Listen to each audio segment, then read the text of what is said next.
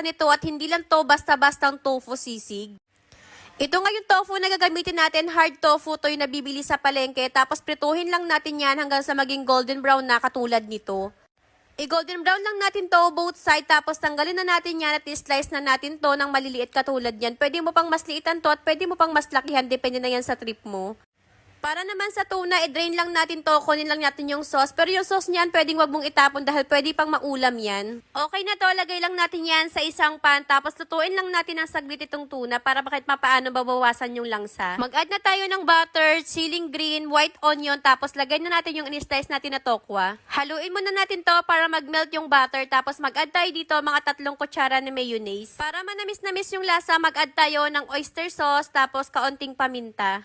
Buhusan na rin natin to ng 3 pirasong kalamansi, tapos haluin lang natin yan ng maigi.